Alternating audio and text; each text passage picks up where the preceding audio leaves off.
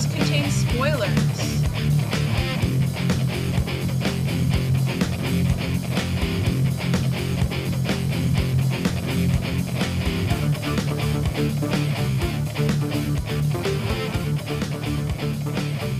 Hello everyone, and welcome to the As Seen on TV podcast for Arrow Season 3, Episode 14, The Return. I am your host, Clio, and welcome to the One Woman Podcast. I really enjoyed this episode. I liked that it was switched. I liked that the flashbacks were in Starling City, except for the last scene with Laurel and her father, and that the present day stuff was happening on the island. I actually really liked seeing the island again. You know, we haven't gotten that all season because Ollie's been in Hong Kong in the flashbacks.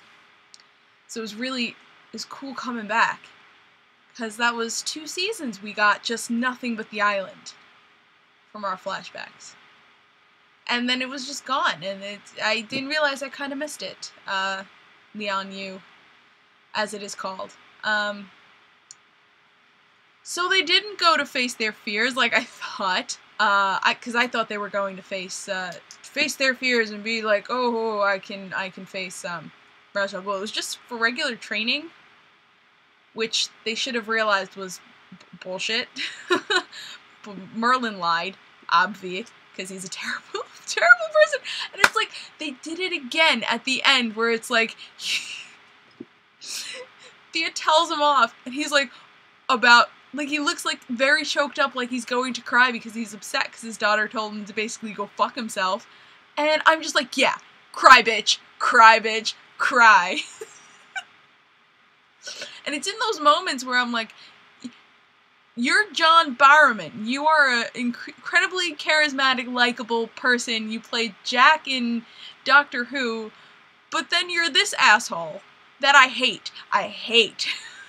So it just reminds me how good of an actor he is. He's a very good actor. But he fucking let the psychopath out. He let Slade out. Like, that was going to be a good idea. Please, what was he thinking? Well, I mean, he's thinking they can handle themselves, and yes, they did. They handled themselves, but still, it's like, I don't know. He's just crazy, and I can't, for the life of me, find his motivations, because he keeps saying, we're family. It's almost like he's got himself believing his bullshit lies, and now we're at the point where nobody else believes him. And he's just spouting this bullshit, because he's like, oh, I was doing it, all this for family. So you made your daughter kill a lady for her? You made your daughter kill her friend I don't understand. If anyone can, like, do a character study of Malcolm, I would love to read it, because I somehow must be missing something. Because he must just have some kind of obviously he has a mental problem, mental break, or whatever it is, because the connections and the logic he's using just is not logical. It's just not at all. But anyway, Slade was back. I was so happy. I was like, yes, Slade, it's gonna be awesome. I spiked the audio. The moment he enters the episode was a little lackluster, because he just comes in like, knocks Olie out or something, but it was just like a weird pre-commercial, yo, I'm here, bitch. Which is like, okay, but I was looking for something a little more dramatic from Slade. But man, was that fight baller. The two of them against him, and like, we have to remember, Olie and Thea haven't been fighting together for long, but they, as a team, are insane. They just was like, 1, 2, seriously, that fight scene was great. And, I love, what did Slade say? It was something like, you've come a long way, or something. To Thea, like, she her training had paid off, and I thought that was interesting, because Slade's not the kind, he's not like Malcolm. He's not going to lie about how he feels and what he thinks. However, he is crazy. So what he feels and what he thinks isn't always truth. It's his truth. It's not truth. There's this, Slade is so compelling, and I love him, and I can't help but, just, like, see, like, Manu Bennett's charisma come through, where I can't completely hate Slade. I, like, can't. How do I describe this? Because Slade is a villain, obviously. He's done terrible things, obviously. But he's not that kind of villain that you can just be like, I totally hate you. Like, I've described why I totally hate Malcolm Merlyn. I've gone over it. I just said it 5 minutes ago. But somehow, Slade I cannot hate. Like, I can't hate Slade. He's just such a good character. Crazy, insane, but really good character. And I was thinking this while I was watching this episode. I have the exact opposite reaction when it comes to the actor, and now I forget his name, but the actor who plays the Boomerang. Because the actor who plays the Boomerang and Manu Bennett were on Spartacus. And if you watch Spartacus, you should. If you have not watched Spartacus, you should, because it's really good. But it is very bloody, and there is really bad things that happen to people. But in that, Crixus, who is Manu Bennett's character, is just I love him. I think he's a great character. He's got such development. So I sort of see that through in Manu Bennett's face when he plays Slade. And I think their characters are, a little alike. But then the Boomerang, his character was such an insane dickbag, like the worst kind of human being, where when I see him playing the Boomerang, I'm like, I fucking hate you, and I don't know why. But he does some of the most fucked up things in Spartacus. It's horrible. Anyway, tangent over. Yeah, when Thea and Olie are locked up in the cell, and Olie dislocates her arm, I'm just like, ugh. Because granted it was only my pinky, but I have had dislocation. I've had a dislocation. And I don't know if you could move your fingers if your shoulder is dislocated. I don't know.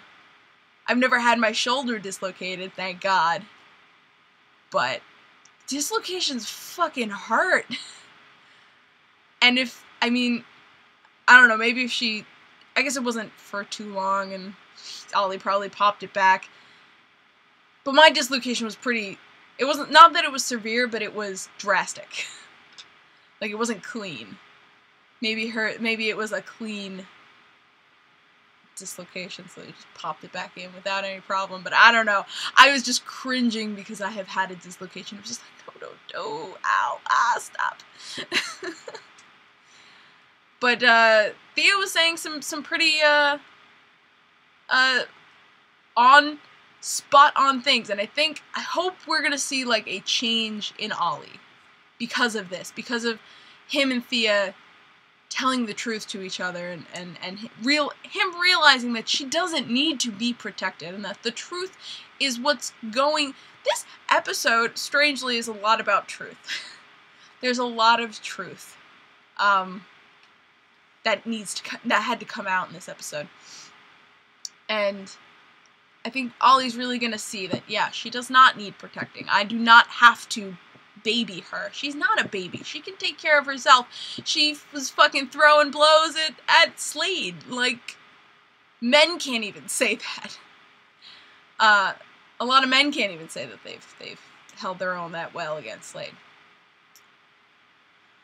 But yeah, I really hope that it's a change in character for Olie. Actually, if it is in arm's reach, it is. It's right here. Okay, so I started reading Identity Crisis over recently, and I actually came across a passage of Green Arrow that he says, and I was like, this is totally like Olie in the Arrow TV show, because he's like being pretty sexist to Black Widow. Yeah, he's like saying, oh, it's in the comics. It's Diane. It's Laurel's mother who's actually Black Canary. He's like, Diana, maybe I should what? Stay back here where it's safe? Please tell me you were not about to say that. No, you just what? It's right there. It's right, where are you? Where are you? Right fucking there. Right fucking there. Look at that little shit. Look at that little shit. It's just a little shit. So actually, and I didn't put those two together, that Olie is in the TV show is really close to Olie in the comics. I did not make that connection before. But I wanted to bring that up when Olie was actually being a real sexist douchebag, like during the whole Laurel thing, but I completely forgot. Now I told you, so yeah. And if you haven't read Identity Crisis, it's old. It's like, how? 10 years old? Is this fucking 10 years old? Jesus Christ. But it is a extremely good saga in the DCU, so go read it if you haven't read it, because it's insane. It's like Tangent Thursday over here, but this will probably be Friday when this is up, so, whatever. So, yeah. And, in the end, I mean, Thea took it as well as anyone could. The revelation that she killed Sarah. She took it as well as anyone could. Certainly, I can't say as well as Roy, because Roy killed an innocent man, but it wasn't someone he knew personally, so it's a little different. But this actually made me think, this episode was like, wow, Roy and Thea now have so much more in common. So much more. I can't wait until they, like, make up. I don't want them to rush into being smoochy again. I just want them to be total friends, bros, whatever, because the characters have great chemistry, the actors have great chemistry. It's fantastic. But yeah, she kind of, I mean, how would you feel if you found out you were responsible and had no idea for your friend's murder? That would fucking suck. A lot. Real lot. And I saw that coming, the confrontation with Malcolm, how she knew how, once she saw how much he manipulated her, she would just cut it. No more, you're not my father, no more. Fuck you. And Slade, I think Slade it's not just with the miracle drug, the Mirikudu. It's not just with the miracle drug, and it's not just whatever powers he got from it, but he's got this sense of darkness, because he did a lot of killing in his life. And she only shot him in the shoulder, you know? But you could tell if Olie wasn't there, she would have killed him. If my big brother was there, I probably still would have killed him. You know? But, it's just, I loved it. It was just so great. I'm sorry. I love Slade and I love Thea. And Thea has just become this, she's just had such a great character development. And she's at a really good place in terms of character because she is facing this darkness. You know, Slade said that. And he saw the darkness because he's so in tune with it. And I'm not sure that the darkness is necessarily gonna be like a violent or killing darkness. I think this is an anger darkness. I think she's in a place where Sarah was a while ago, where the anger is just too much, and she's going to be responsible for, because of her anger, she's going to be responsible for something that happens next episode. But I'll get to that when I read the synopsis. So the flashbacks were a huge part in this episode. It was really a little shocking, because, you know, the flashbacks usually take a back seat, but these flashbacks were so woven into what was happening in this episode that it just like flowed really, really well. And it felt very nice to see characters that we know now as different people. But like before Olie came back, because Olie saw what was going on in the past while he was away. He saw what was going on and he was like, I caused this. A lot of this bad stuff is my fault. If I can come back, I can fix it. And while that might be a misguided sentiment, it really worked. Like, he came back, he started putting these lives back together, and Baby Merlyn,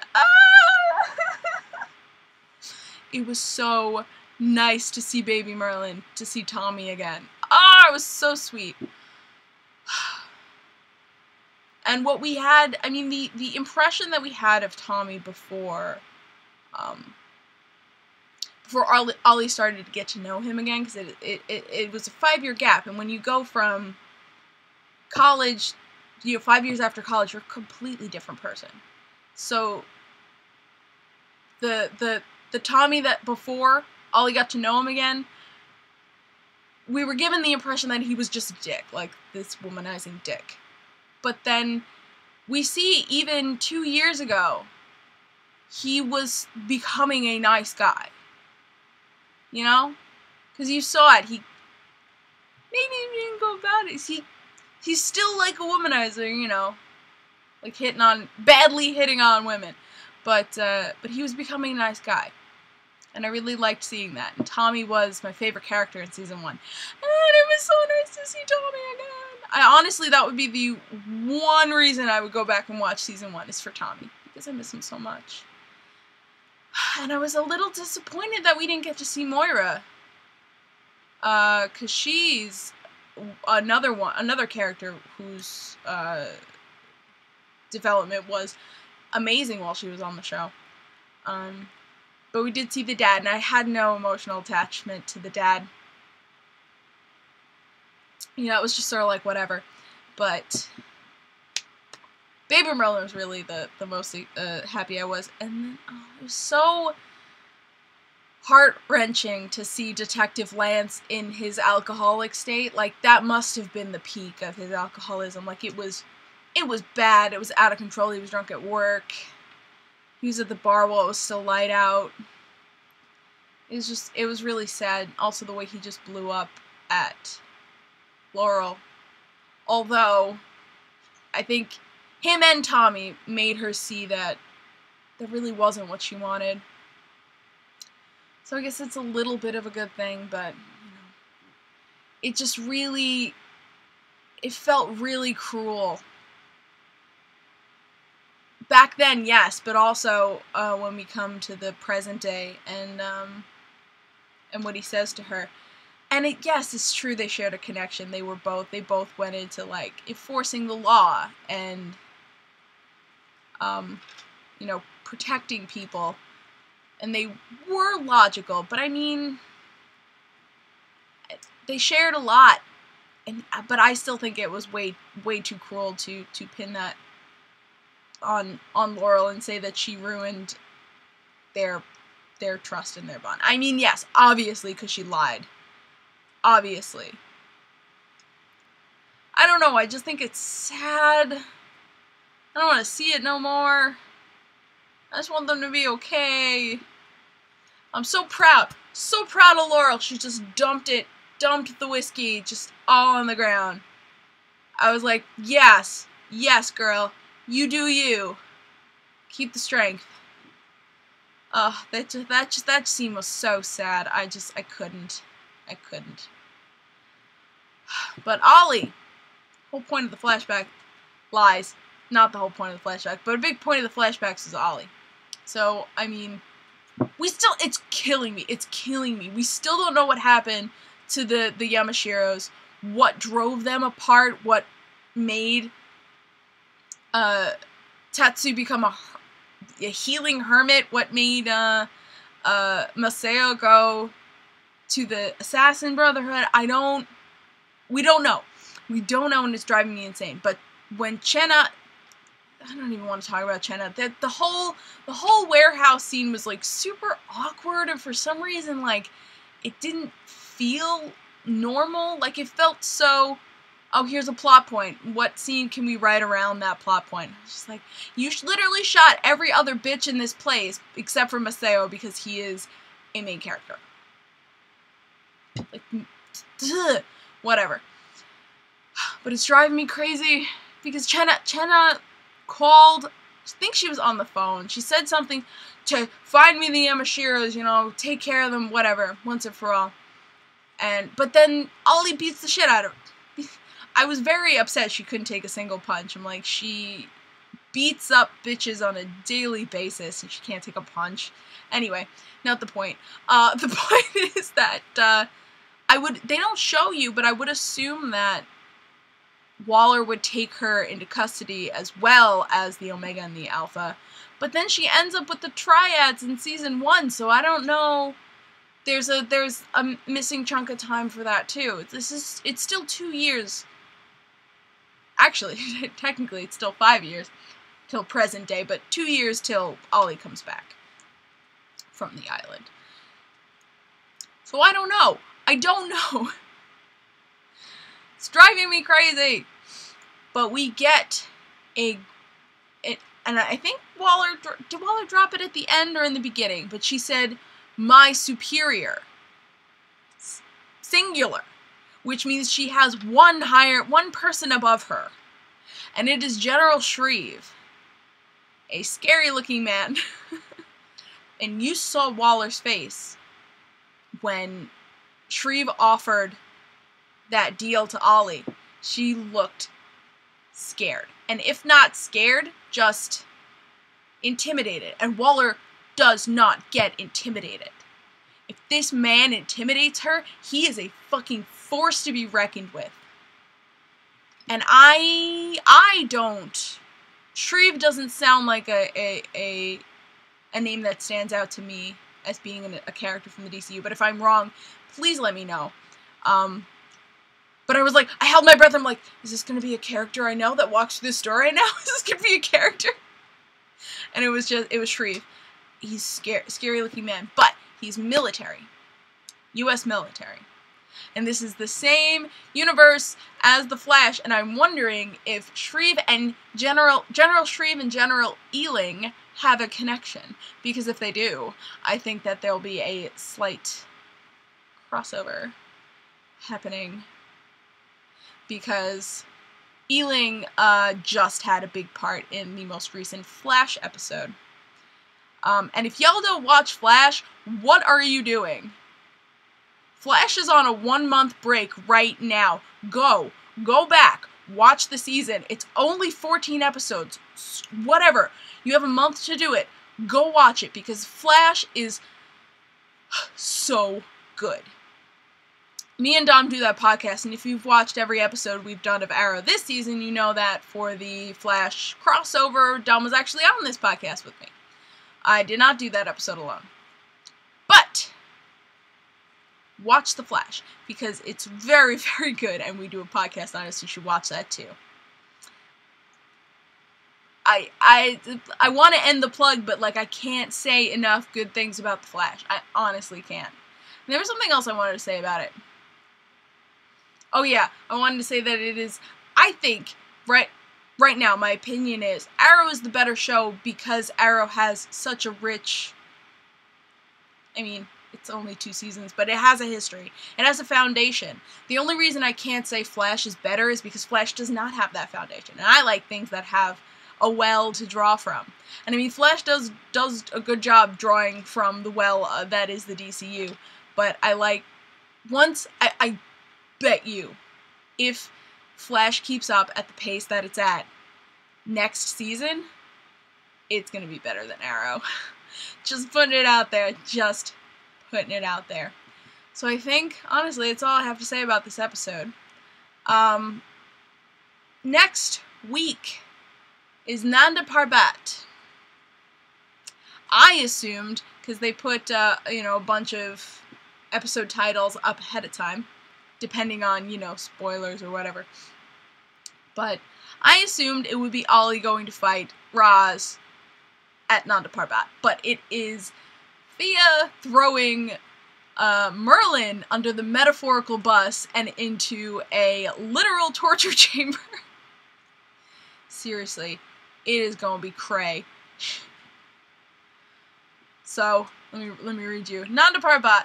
Malcolm is captured by Raz Al Ghul and taken to Nanda Parbat. Because of his love for Thea, Oliver considers saving Merlyn. But I don't know if she cares, and I feel like it's her fault that he ends up there. Anyway, I guess we'll find out. Oliver considers saving Merlyn. Ray is obsessed with finishing his Atom suit. They showed a picture. Not enough blue, but I don't care, it's awesome. So he can save the city, but Felicity fears he is heading down the same path as Oliver and tries to pull him out of the lab. Yeah, I mean, we know he's going to become the Atom, and the Atom is a crime fighter. It's what he does. You know, I think it's something, I don't know, because I feel like Felicity is like, yes, I'm going to help you not kill yourself, but she sort of also doesn't want him to do this, because it is a giant risk. Obviously, doing anything like this is a giant risk. I don't know, though. I don't know how that dynamic's going to play out, and I don't know if they're an item, actually, yet.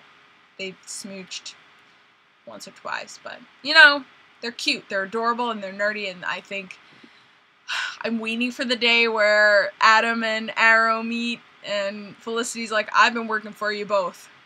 You should be paying me double what you pay me. Olie, you're fucking broke, so you can't pay me anything. Oh, but that is it for this week. I want to thank you guys for, like, consistently commenting. We just had a discussion about which shows are doing the best in certain areas, and sort of our interactivity on this show is really good, which is amazing considering I don't do it live.